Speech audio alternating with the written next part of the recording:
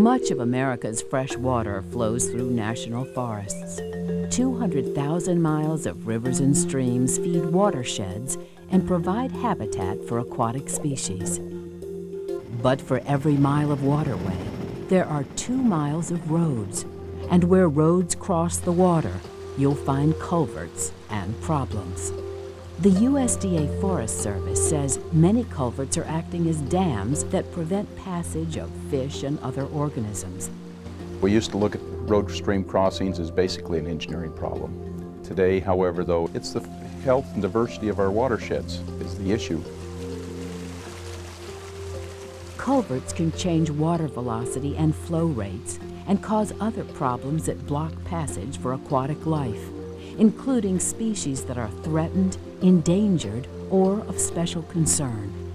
The water velocities inside of culverts often exceed the swimming capabilities of most adult trout and typically are far beyond what most juveniles can sustain.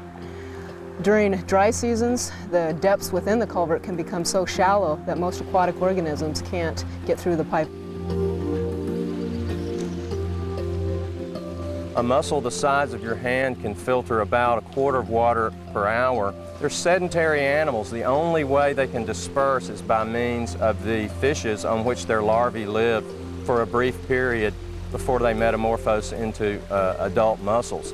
So most of their movement is concentrated in this larval stage as they hitchhike on fishes. And so barriers to passage could limit the distribution of freshwater mussels in stream systems. In the Clearwater National Forest, about half the stream crossings are accidental barriers, but fixing the culverts is restoring the habitat.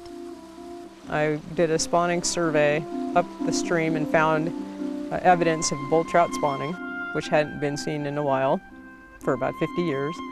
And just last spring, 2 steelhead were actually seen in the creek spawning.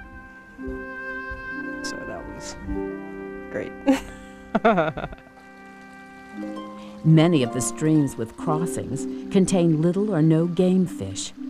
But experts say improving passages is a priority and an investment in the future. Under the Endangered Species and Clean Water Acts, we're responsible for ensuring free passage of native aquatic species in the waterways of the National Forest System.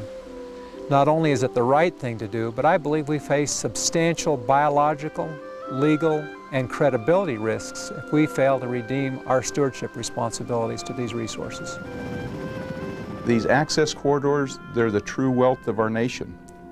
That's how we provide the standard of living that is so important to Americans.